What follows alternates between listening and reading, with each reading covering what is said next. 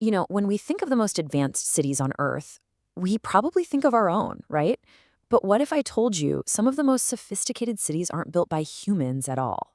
They're built by ants. And these sprawling metropolises, they're absolute marvels of engineering created without a single architect, blueprint, or any kind of central command. It's wild. Let's get into it. So, right off the bat, here's the big question that just blows my mind. How does this even happen? How can a whole bunch of tiny individuals, each just following some simple instincts, create something so vast, so intricate that it honestly puts some of our own urban planning to shame? Well, the answer is a masterclass in decentralized coordination. And if you want to really grasp the scale we're talking about, just look at this. Scientists have actually poured things like molten aluminum into abandoned ant nests to create these incredible casts. And what they reveal is just breathtaking. It's like a subterranean skyscraper that goes deep underground, with everything from vertical shafts to spiraling ramps, all built one tiny grain of sand at a time. It's an architectural masterpiece. Okay, so how in the world do they coordinate a massive project like that? It all comes down to what you could call an invisible blueprint. See, this isn't about some ant queen giving orders from the top down. It's all about simple rules creating incredible complexity from the ground up. So what's the secret sauce? Pheromones. These are basically chemical signals that ants leave behind as they move. You can think of them as invisible messages, like sticky notes for the whole colony. They're not talking or drawing up plans, they're communicating through this shared chemical language that guides the entire construction project. So how does a complex tunnel just appear? Well, it starts super simple. A single worker finds a good spot to dig. Then she leaves a chemical cue, that pheromone. That little signal attracts other diggers to that exact spot. And as more ants show up and start working, the chemical trail gets stronger and stronger. It creates this powerful feedback loop where the best pads get the strongest scent, guiding the whole colony's effort without anyone ever being in charge. And that right there is the key concept. There's no foreman yelling about where to dig. Each ant is just a simple little unit following some basic rules. But when you get millions of them working together like that, the result is this incredibly complex and intelligent structure. So these simple rules build up to something truly astounding. And when you start comparing these ant structures to our own human cities, the parallels are just uncanny. So let's take a quick tour of an ant metropolis. First up, climate control. We humans use these power-hungry HVAC systems. Ants, they build structures that act like giant lungs. They design their mounds and shafts in such a way that they use natural air currents, convection, to perfectly regulate the temperature and humidity deep inside the nest. And they do it all without using a single watt of electricity. What about traffic? We build these huge highways and complicated traffic light systems. Ants use those same pheromone trails to create their own massive road networks. And get this, some species even create designated two-way lanes for inbound and outbound traffic, all to prevent traffic jams during their own version of rush hour.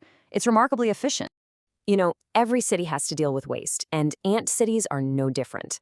But their solution is incredibly sophisticated. Leafcutter ants, for instance, build dedicated underground landfill chambers, and they strategically place them far away from their living quarters and their fungus gardens, often downhill, to prevent contamination from spreading. It's brilliant public health management.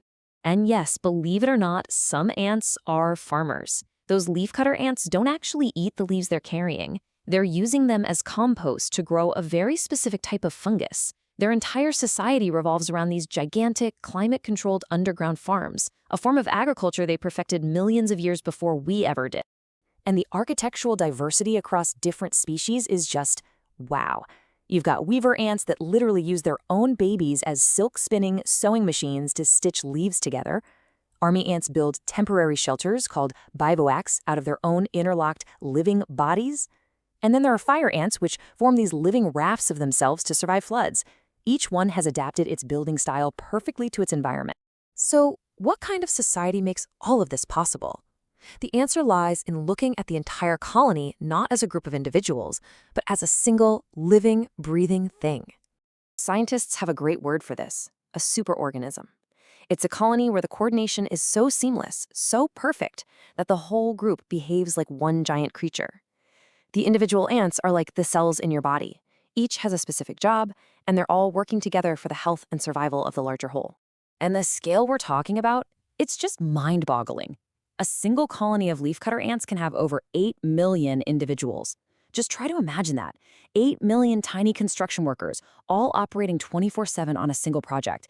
That is the kind of workforce that builds these incredible underground cities. This is all possible because of a really special social structure called eusociality.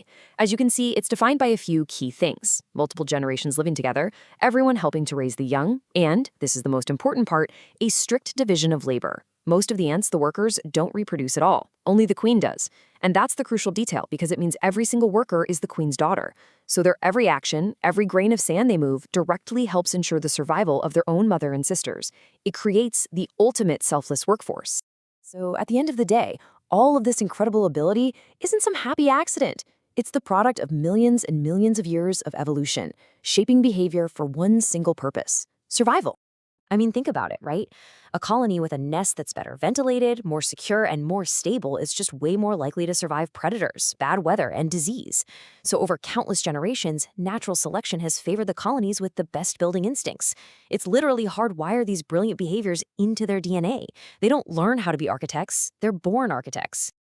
And this leads to a really profound idea from biology called the extended phenotype. All that means is that the nest isn't just a structure the ants build. In a very real way, it's an external expression of their genes. Just like a bird's feathers or a beaver's dam are expressions of their genes.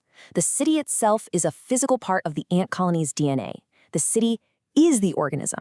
And that just leaves us with a final thought to chew on.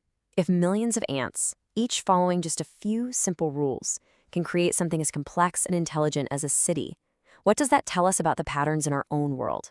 From supply chains and robotics to how our own cities grow, we are just beginning to learn from these tiny master engineers. It really makes you wonder, does staggering complexity always need a master plan? Or maybe it just needs the right set of simple rules?